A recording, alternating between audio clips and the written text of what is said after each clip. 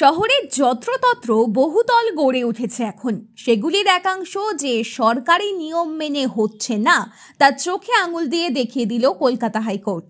শহরের 12 নম্বর ওয়ার্ডের চণ্ডীকর লেনে অবস্থিত রাধাকৃষ্ণ আবাসন নামের একটি বহুতলের 5ম তলা ভেঙে ফেলতে নির্দেশ দিলেন কলকাতা হাইকোর্টের বিচারপতি দেবাংশু বসাক ও বিচারপতি শব্বারা রশিদি। 2 সপ্তাহের মধ্যে উপরতলাটি ভেঙে ফেলতে বলা হয়েছে। এ বিষয়ে মামলাকারী অর্ণব কুমার জানিয়েছেন, পুরুলিয়াতে সাধারণত ছোট গলির মধ্যে G+4 বহুতল নির্মাণ করা যায়। 1993 সালের পৌর আইন অনুযায়ী এটা বৈধ, কিন্তু 2016-তে অনুমোদনপ্রাপ্ত এই বহুতল G+5 করা হয়েছিল। পৌরসভার এই বিশেষ তহবিলের টাকা দিয়ে এই বিষয়ে অনুমোদন পেয়েছিলেন প্রমোটাররা। বিষয়টি নিয়ে প্রমোটারদের পক্ষে কোনো মন্তব্য করা হয়নি। তবে জানা গিয়েছে, এই ঘটনার পর শহরের নিয়ম বহির্ভূতভাবে তৈরি বহুতলগুলিতে ওপরের তলার বাসিন্দারা অনিশ্চয়তার মধ্যে পড়েছেন। আমরা দুটো বিষয় নিয়ে গিয়েছিলাম। একটা হচ্ছে যে পুরুলিয়া মিউনিসিপ্যালিটি আমাদেরকে বলেছিল 3টে হিয়ারিংয়ের পরে যে তোমরা কোর্টে যাও, সেখানে অর্ডার নিয়ে এসো, তাহলে আমরা ব্যবস্থা নেব। একটা হচ্ছে প্রমোটার সাহেব কোনো কিছু করে দেননি, যেগুলোর জন্য ওনার ডিডে প্রমিস ছিল। আর হচ্ছে আমরা ফ্ল্যাট কেনার পরে আমাদের ডিডে ছিল G+4। আমরা দেখি তারপরে একটা নতুন একটা নির্মাণ হয়।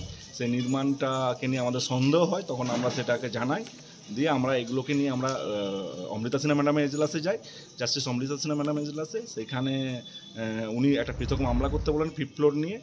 তারপরে সিঙ্গেল বেঞ্চ আমাদের ওই মামলাটি করি, তখন জাস্টিস কৌশিকচন্দ্র স্যার সেটিকে খারিজ করেন অনেক ডিলে করেছি বলে।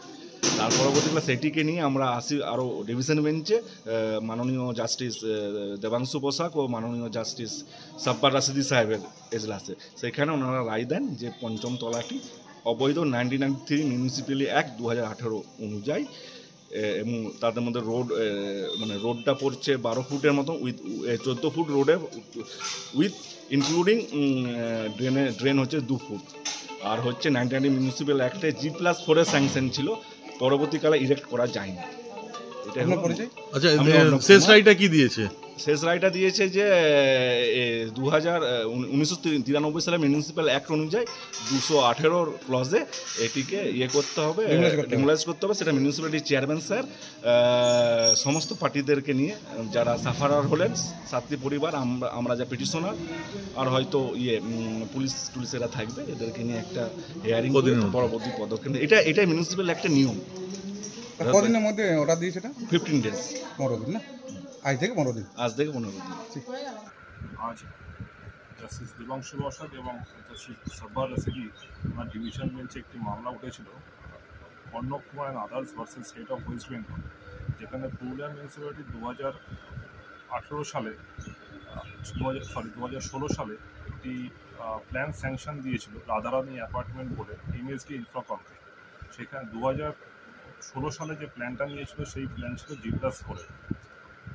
তারপরে পিটিশনাররা ফ্ল্যাট কেনার পরে ওই ফ্ল্যাটে যে রেজিস্ট্রিড ডিডটা হয়েছিল, সেল ডিড হয়েছিল, সেই সেল ডিডে লেখা ছিল যে 5th ফ্লোর 4th ফ্লোরের ওপরে যে ফ্লোরটা আছে সেই ফ্লোরটা হলো কমন ফ্লোর।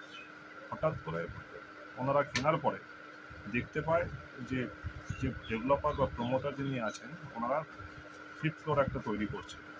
সেই সময় থেকে বিভিন্ন সময় ওনারা বিভিন্ন ডিপার্টমেন্টে গিয়ে অভিযোগ জানিয়েছে। সেই অভিযোগ যখন কোনো গ্রাহ্য হয়নি, তখন উনি হাইকোর্টে আসেন 2023-এ। সেখানে জাস্টিস অমৃতা সিনহা একটা অর্ডার দেন যে রিপোর্ট ফাইল করতে হয় মিউনিসিপ্যালিটিতে, কী কী ডেভিয়েশন আছে আর 5th ফ্লোরটা কীভাবে তৈরি হচ্ছে। যখন অমৃতা সিনহা এই অর্ডারের পরে জমা করলো রিপোর্টটা পুরুলিয়া মিউনিসিপ্যালিটি, সেখান থেকে জানতে পারা গেল যে 5th ফ্লোর যেটা হয়েছে সেটা 2019 সালে কনস্ট্রাকশন হয়ে যাওয়ার পরে চেয়ারম্যান সুমোটো একটা স্যাংশন দিয়েছিল 5th ফ্লোরের জন্য, এবং সেইখানে দাঁড়িয়ে একটা ডোনেশন নিয়েছিল অ্যাজ ফাইন প্লাস স্যাংশন ফি। সেইটা নিয়ে জাস্টিস অমৃতা সিনহা আমাদেরকে লিবার্টি দিয়েছিল যে অ্যাপ্রোপ্রিয়েট কোর্টে মামলা করার জন্য, যেহেতু এটা সেপারেট কজ অফ অ্যাকশন। সেই মামলার পরিপ্রেক্ষিতে আমরা আবার একটা মামলা ফাইল করি পিটিশনারদের হয়ে, এবং সেখানে জাস্টিস কৌশিকচন্দ্র যেহেতু ডিলে গ্রাউন্ড দেখিয়ে এটাকে রিজেক্ট করা হয়। আমরা সেই অর্ডারটাকে চ্যালেঞ্জ করে ডিভিশন বেঞ্চে আসি, জাস্টিস দেবাংশু ঘোষ আর সফল রশিদি আজকে সেই মামলাটা হিয়ারিং নেওয়ার পরে জানায় যে ফিফথ ফ্লোর যেটা আছে ফিফথ ফ্লোরটা ইললিগাল এবং সেটাকে ইমিডিয়েট ডেমলিশ করা after giving opportunity to all the parties under section 218 of West Bengal municipal act. এবং আজকে এস্টাবলিশ হয়ে গেল যে 12 ফুট রাস্তা 2 ফুট ড্রেনের পাশ দিয়ে যে ফিফথ ফ্লোর তৈরি করেছে সেটা টোটালি ইললিগাল।